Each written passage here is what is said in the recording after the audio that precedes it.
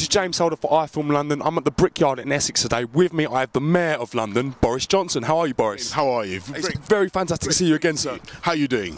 I'm doing very well. Isn't the Brickyard a fantastic venue? Do you know what? It's one of my favourite places in Essex. I really like it. It's got a real atmosphere, hasn't it? It looks good.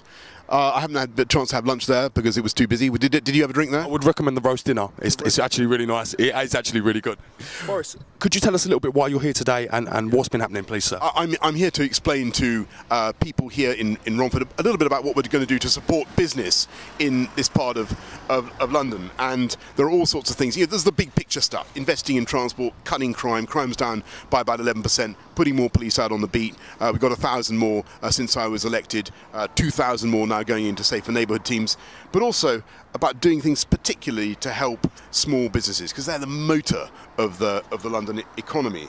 And that's a new London Growth Fund, so they can get low-cost loans, projects to help them with apprenticeships, 54,000 apprenticeships we've already done, but also simple investments in outer London districts like this, outer London town centres, through the Outer London Fund, to encourage people to stop, to shop, to use places like this, and to boost business in outer London. Could you tell me why, as a Londoner, I shouldn't vote for Ken Livingstone and I should vote for Boris Johnson? Could you please tell me? Dear friend, I will tell you very simply. It boils down to this: do you want to take London forward? I do indeed. Do you want to take London forward with sensible, cost-effective government that will grow the economy of this city, or do you want to go backwards to the kind of fiscal lunacy that got this country into the mess it found itself in when the credit crunch struck?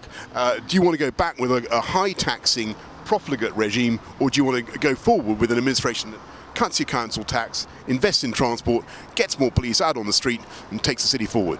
Fantastic. Talking about transport, could you tell me about the rail track project and how it's coming along, and also this giant skyline, crosswell project, and also this giant skyline cable car I'm hearing about? Is this plan still coming? What is going on? Yeah, I mean the cable car, as far as I know, is now up, and the cable is there on it, and that is actually a triumph of the entrepreneurial spirit that this administration has brought to London. Can I tell you, that cable car has a build cost of £45 million.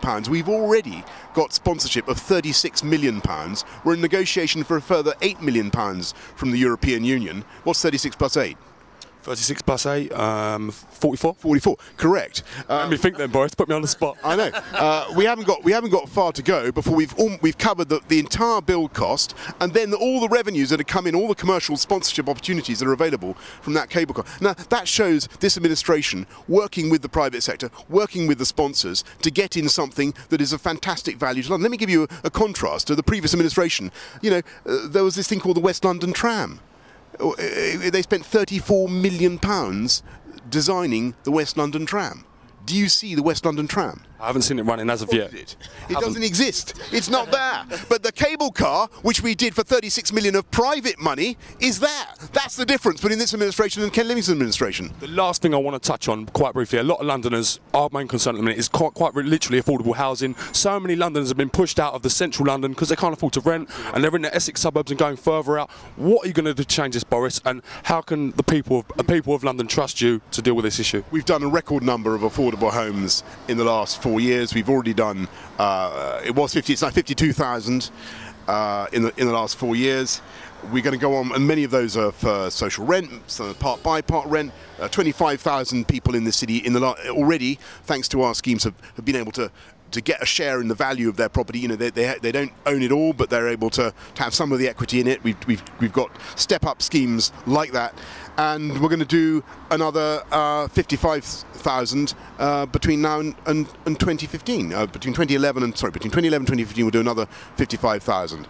So we are very confident that we can do more. I have to say, I think it's vital for the country that we need more housing generally, and the housing stock in this city needs to be expanded.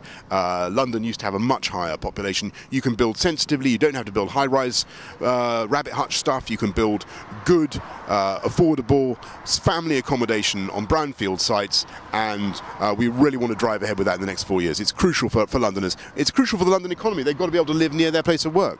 Fantastic. Well, Boris, may I say thank you very much for your time, and if you could just say hello to our viewers, iFILM London, and tell them May the 3rd to come out and vote, please, sir. Hi, it's Boris Johnson here, talking to everybody on iFILM London. Thank you very much for taking the time to watch. Hope I can count on your support on May the 3rd.